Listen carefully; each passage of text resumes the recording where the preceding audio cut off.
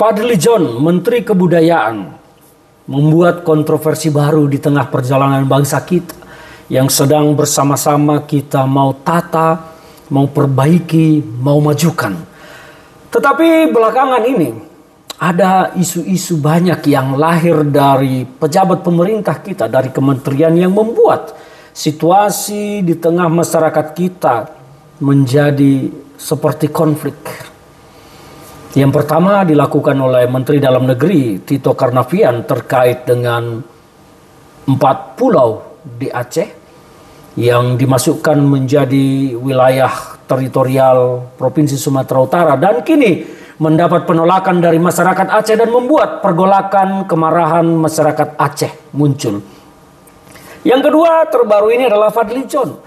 Fadly John membuka luka lama dan seperti tidak memiliki empati terhadap korban-korban yang memang secara nyata telah menjadi korban pemerkosaan pada 1998. Memang peristiwa 1998 ini sampai hari ini tidak pernah tuntas diusut terkait dengan hilangnya aktivis dan juga terkait dengan perusakan pembakaran yang terjadi di mana-mana.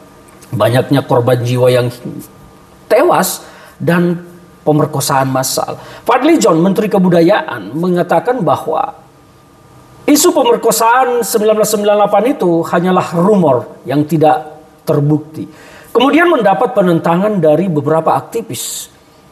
Salah satu aktivis perempuan, Mbak Ita, yang dulu pada saat peristiwa itu mengaku menangani beberapa korban yang sampai akhirnya pun meninggal. Dan Amnesty International mengecam pernyataan Fadly John yang menganggap tidak ada peristiwa seperti yang dinyatakan terjadi 1998, yaitu hanya rumor. Publik kemudian bergolak dan banyak kemarahan ditumpahkan kepada Fadly John yang dianggap tidak memiliki empati, tidak memiliki perasaan bagaimana sedihnya keluarga para korban yang telah menjadi korban pada 1998 tersebut. Hal ini juga terkait dengan rangka penulisan sejarah yang dilakukan oleh Menteri Kebudayaan. Banyak kontroversi yang kemudian muncul soal penulisan ulang sejarah Republik Indonesia. Dianggap bahwa Fadly John sedang menghapus dosa-dosa masa lalu pemerintahan Orde Baru dan membersihkannya dengan mengurangi penulisan-penulisan yang ada dan mengubah tone kalimat dalam sejarah bangsa Indonesia yang tadinya tonnya negatif terhadap kelompok tertentu diubah menjadi lebih lembut sehingga kesannya tidak ada tuduhan, tidak ada penekanan dan tidak menempatkan para pelaku sebagai pelaku. Dan ini adalah yang terjadi. Saya pribadi sangat kecewa ketika Fadly John mengatakan peristiwa 1998 itu rumor, terutama pemerkosaan terhadap etnis tertentu. 1998 saya itu baru masuk di Jakarta 1907 bulan Desember.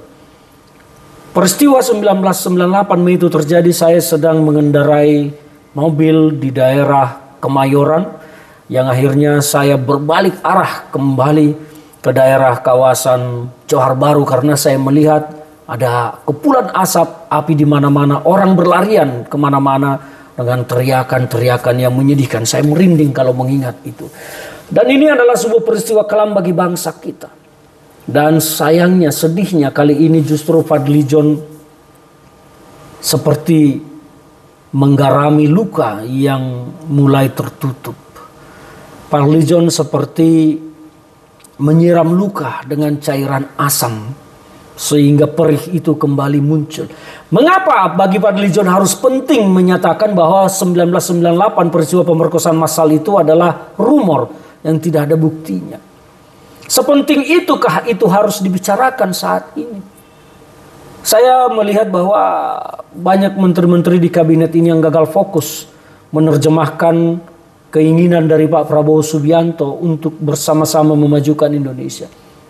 Kita ingin bersama-sama agar Indonesia ini maju, tetapi justru pejabat-pejabat pemerintahan Pak Prabowo lah yang merusak kebersamaan itu, merusak kekompakan itu. Sama seperti yang dilakukan Tito Karnavian, merusak persatuan.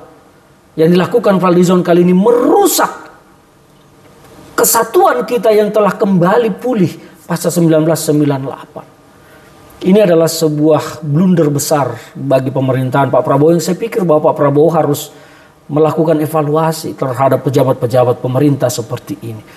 Tidak ada pentingnya harus berbicara saat ini bahwa peristiwa pemerkosaan massal itu hanya rumor. Apa yang mau kita dapat dari situ? Justru sekarang adalah konflik.